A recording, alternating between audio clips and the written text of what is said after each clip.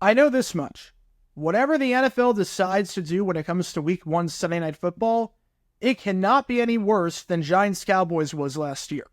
That is, unless they just do Giants-Cowboys again, which, God, I hope not.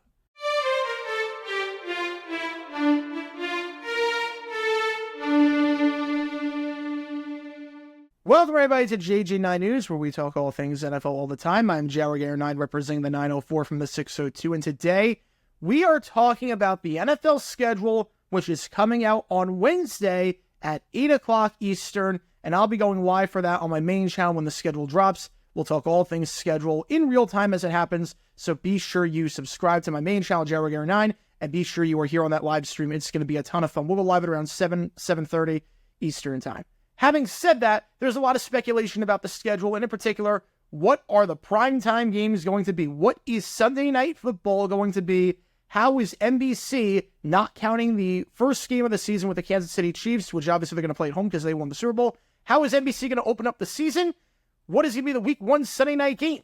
Well, it seems like there's a pretty decent chance that it could be the Baltimore Ravens hosting, I don't know who, but it could be the Baltimore Ravens hosting the first Sunday Night Football game of the year.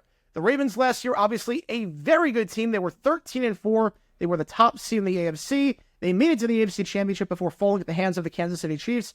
They had 4 primetime games, 5 national games if you count their game overseas. They're going to get a lot this year, obviously, not just because of their great record and not just because they have a large fan base, but because they have Lamar Jackson, the 2-time MVP and the reigning MVP at quarterback. So why is there speculation now that the Ravens could open up the season, Week 1, Sunday Night Football? Well, that's because of something interesting that happened with the team that plays across the street from them in Major League Baseball, the Baltimore Orioles. Because the Orioles had a game that Sunday at home scheduled for 1:35 Eastern. However, Orioles season ticket holders and Oriole ticket holders for that game have gotten some interesting emails lately about that Sunday game. This coming from a good buddy of mine, Matt King. I'll leave a link to his socials in the description. He is really, really good. Go follow him. He's a really close friend of mine, so go follow him. But he posted something about a message that he got from the Orioles, and the message said, "Dear Orioles fan, our schedule for the Sunday, September 8th game versus the Tampa Bay Rays has been adjusted. First pitch has been moved from 1:35 p.m. to 12:05 p.m. So the game is being moved up by 90 minutes. The game is now going to start at 12:05. The average baseball game, thanks to the pitch clock, takes 2.5 hours now. That means the game is over by 2:45. But why would they move up the time for the game? Why would you move up the time for a game that early? Especially because there's no TV network attached to this Orioles game right now. I dug high and low. I couldn't find anything about any network or any streaming service now televising the game.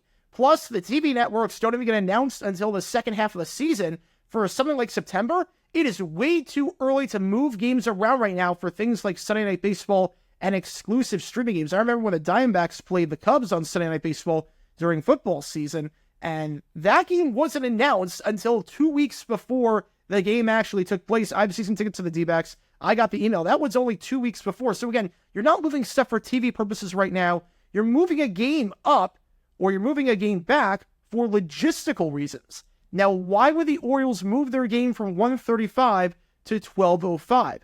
Well, here's the thing. Parking lots for Ravens games open up 4.5 hours before kickoff. This is according to M&T Bank Stadium. You can see their parking policy and their admission policy right here that says it's going to open 4.5 hours before kickoff.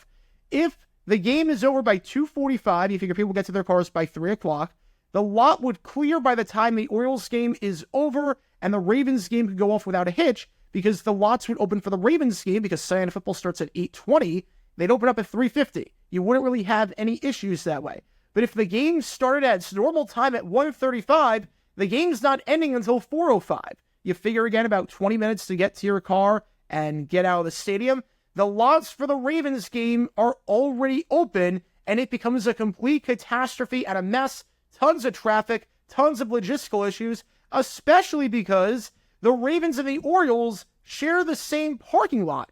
It's a very similar situation with the Kansas City Chiefs and the Kansas City Royals, where they play in the same complex. or what you see in Philadelphia, where the Phillies play, the Eagles play, the Flyers, and the Sixers. They're all in the same complex, but there's not a lot of parking. You're seeing a map right now of how the stadium looks and the parking situation with M&T Bank Stadium, and then right across the street, Camden Yards. They share the same stadium lots. Now, there's 30,000 spaces of parking within a mile of the stadium. And that might sound like a lot, but remember, not everyone parking within a mile of the stadium is going to the game. There's other stuff because it's downtown, it's in the Inner Harbor. On top of that, you're going to have 100,000 people in those venues across Camden Yards and M&T Bank Stadium across those days. So if you have the Ravens lot open at the same time an Orioles game is happening, that could be a logistical nightmare. And we already know that the Ravens and Orioles can't play games at the same time because of the parking situation. It's too much of a mess. Remember what happened in 2013? For those who don't remember, and I'll do a long-form video on the channel at some point about this, in 2013, the Baltimore Ravens were the defending Super Bowl champions. They defeated the San Francisco 49ers at Super Bowl 47. So you figure they're going to open up the season, raise the banner in Week 1 on Thursday night, the first game of the year, at home. But they couldn't do that. They had to wait until Week 2 to play at home in front of their home fans. They had to go on the road in Week 1 to play the Denver Broncos in a rematch of the double overtime divisional match the previous year. The reason why was because the Baltimore Orioles had a game that night against the Chicago White Sox. They couldn't move the game. And again, you can't have the games going on at the same time or any overlap whatsoever because the parking situation would be a nightmare. There's not a lot of spaces right now around the stadium when you consider the location of it. And the stadiums share the same parking lots, so it can't work that way. I've been to both Camden Yards and M&T Bank Stadium. I can confirm it would not work out if you had both games happening at the same time. There was also a conflict last season with a Billy Joel / Stevie Nicks concert. I went to that when it was in Arizona. Great show. But that was on the same day as an Orioles-Rangers playoff game, the ALDS. They had to move the Orioles-Rangers game to the afternoon, and the Billy Joel / Stevie Nicks concert took place at night at M&T Bank Stadium.